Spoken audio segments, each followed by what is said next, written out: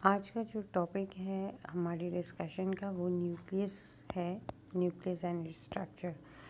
Nucleus के बारे में आज हम पढ़ेंगे कि न्यूक्लियस जो है उसका क्या रोल है सेल के अंदर। वैसे तो आपको पता है कि न्यूक्लियस में जो सबसे इम्पॉर्टेंट फंक्शन होता है वो सेल डिवीज़न का होता है, लेकिन इसके अलावा भी जो न्यूक्लियस के कुछ फंक्शन हैं वो आज हम डिस्कस करेंगे। स्टार्ट करते हैं हम बेसिक्स से, ठीक है। Basics of nucleus. Nucleus was discovered by an English biologist Robert Brown in 1831. It is the important part of the cell, exerting a controlling influence on all cell activities. It is usually spherical or oval structure, mostly located in the center of the cell. Some sieve tube of vascular plants and the red blood cells of mammals lack nuclei at maturity.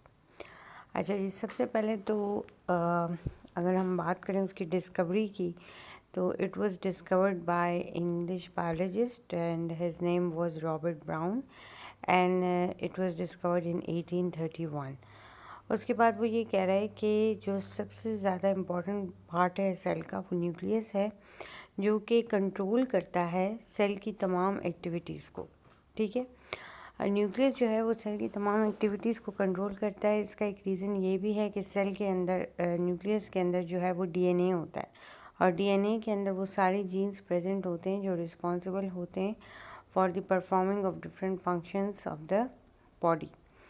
It is usually spherical और oval structure, mostly located in the centre of the cell. ज़्यादातर जो है ये spherical होता है या Oval होता है और ये सेंटर में मौजूद होता है सेल के। Some sieve tube of vascular plants and the red blood cells of mammals lack nuclei at maturity. कुछ वास्कुलर प्लांट्स के कुछ सीव ट्यूब के सेल्स होते हैं या रेड ब्लड सेल्स होते हैं मैमल्स के, जो कि जब मेच्योर होते हैं तो उसमें फिर न्यूक्लियस जो है वो एब्सेंट हो जाता है।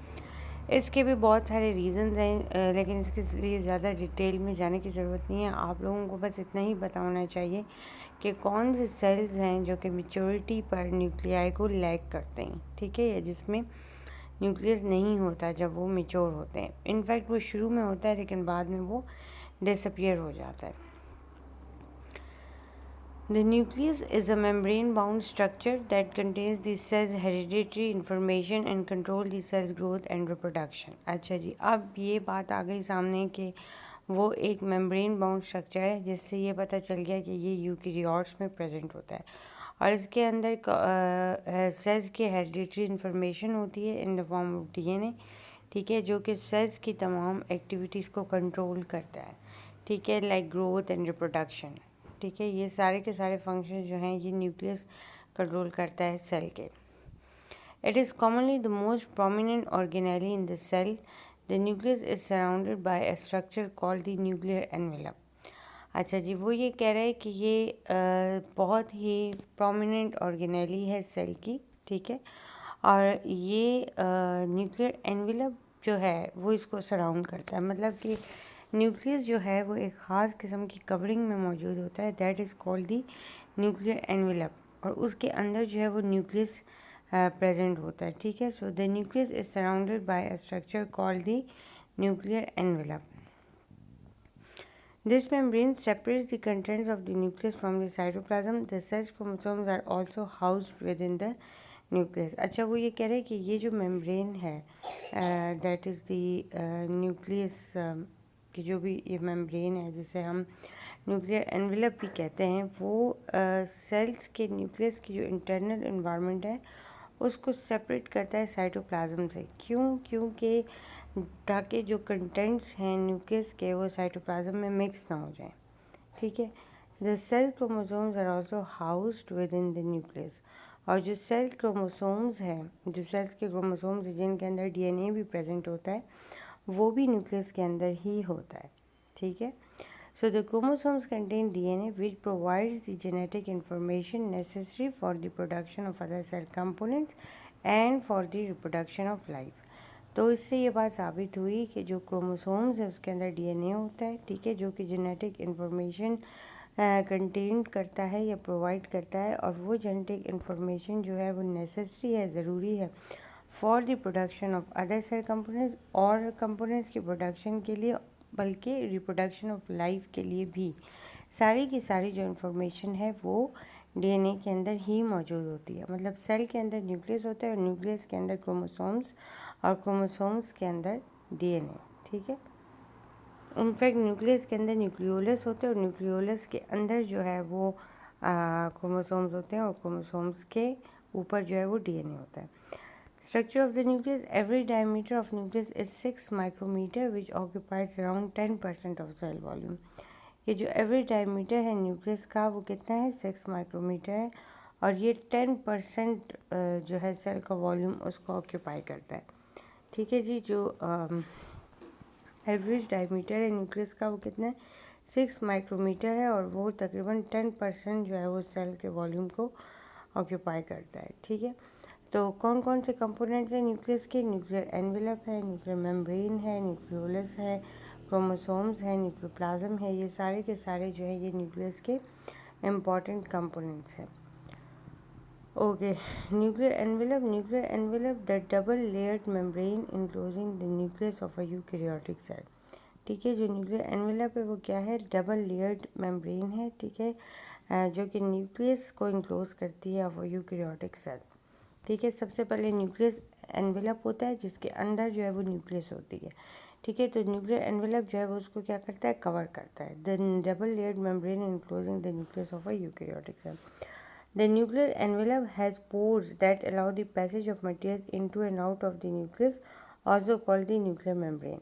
वो ये कह रहे हैं कि न्यूक्लियर एनवेलप के अंदर जो है वो पोर्स होते हैं, यानी कि सुराख होते हैं, जिनके ज़रिए मटेरियल जो है वो इन एंड आउट होता है। मतलब कि गैसेस और डिफरेंट जो आइंस हैं, ठीक है, जो आयनिक चैनल्स हैं वो इसमें से पास होते हैं। ठीक है, तो ये इस स्टेज पर इसको न्यूक्लियर मेम्ब्रेन भी कहा जाता है, जिसमें आपके जो क्रोमोसोम्स जो पोर्स हैं उनके अंदर से आइंस और गैसेस और डिफरेंट मटेरियल्स जो हैं वो पास आउट होते हैं। ठीक है, nuclear membrane also known as the nuclear lamina और karyotheca is the phospholipid bilayer membrane which surround the genetic material and nucleolus in the eukaryotic cells. वो ये कह रहे हैं कि जो न्यूक्लियर मेम्ब्रेन है उसको न्यूक्लियोलेमा भी कहा जाता है और कैरियोथिका भी कहा जाता है। और ये क्या है कि this is the phospholipid boiler membrane और ये जेनेटिक मटेरियल को सराउंड करता है। ठीक है, and nucleolus in the eukaryotic cell. मतलब कि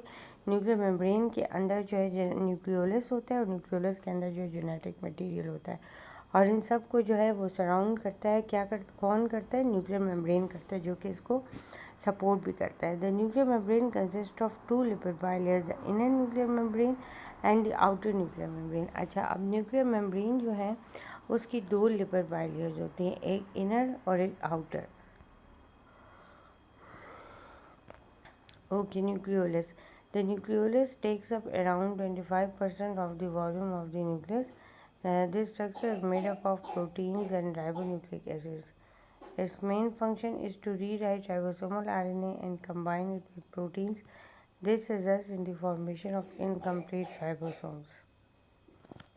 जो न्यूक्लियोलस हैं वो तकरीबन 25% of the volume of nucleus को जो है वो ऑक्यूपाई करता है और इस न्यूक्लियोलस के अंदर हमारे पास यानी कि जो न्यूक्लियस है वो 10% वॉल्यूम ऑक्यूपाई करता है सेल का और जो न्यूक्लियोलस है वो 25% वॉल्यूम जो है वो ऑक्यूपाइड करता है न्यूक्लियस का। एंड वो स्ट्रक्चर जो है वो किससे मिलकर बनता है, प्रोटीन से और आरएनए से। ठीक है, its main function is to rewrite the ribosomal RNA and combine it with proteins. This result in the formation of incomplete ribosomes. वो कह रहा है कि उसका जो फंक्शन है वो क्या है, वो राइबोसोमल आरएनए को कंबाइन करता है प्रोटीन्स के साथ। ठीक है, राइबोन्यूक्लिक एसिड्स जो मेन फंक्शन है वो यही है कि राइबोसोमल आरएनए को कंबाइन करता है प्रोटीन्स के साथ और ये मिलकर क्या बनाते हैं, इनकम्प्लीट राइबोसोम्स। ठीक है, okay. Chromosomes, the function of chromosomes are the thread-like structure found in the nuclei of both animal and plant cells and they are made of proteins and one molecule of deoxyribonucleic acid। ठीक है, जो chromosomes है वो thread like structures होते हैं और वो nucleus के अंदर प्रेजेंट होते हैं और ये वो दोनों प्लांट्स और एनिमल्स के दोनों के सेल्स में होते हैं। ठीक है, जो क्रोमोसोम्स होते हैं और ये जो है ये किससे मिलकर बनते हैं, डीएनए से और प्रोटीन से। ठीक है, और इन प्रोटीन्स को कहा जाता है हिस्टोन्स। ठीक है, तो जो क्रोमोसोम्स हैं वो क्या हैं, थ्रेड लाइक स्ट्रक्चर्स हैं, और ये एनिमल और प्लांट दोनों के सेल्स में मौजूद होते हैं, और ये डीएनए और प्रोटीन से मिलकर बनते हैं। ठीक है, क्रोमोसोम्स। न्यूक्लियोप्लाज्म क्या है, just like the cytoplasm found inside the cell, the nucleus contain nucleoplasm also known as the karyoplasm, and the nucleoplasm is a type of protoplasm that is made up of mostly of water, a mixture of various molecules and dissolved ions. It is completely enclosed within the nuclear membrane or nuclear envelope.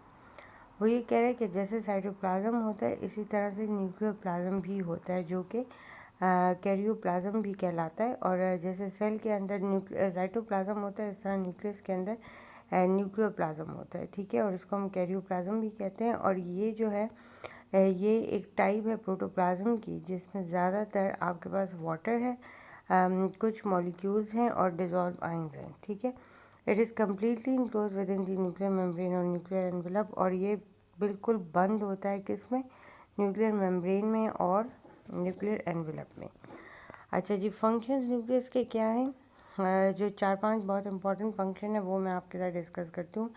पहले हम इसके structure को थोड़ा सा revise कर लें कि nuclear envelope है, उसके बाद न्यूक्लियर मेम्ब्रेन है, फिर न्यूक्लियोप्लाज्म है, और न्यूक्लियोप्लाज्म न्यूक्लियोलस, और न्यूक्लियोलस के अंदर डीएनए है। ठीक है, फंक्शंस इसके क्या हैं, स्टोरेज ऑफ हेरिडिटरी मटेरियल, जो जेनेटिक इंफॉर्मेशन कंटेन करता है वो स्टोर करता है, storage of proteins and RNA.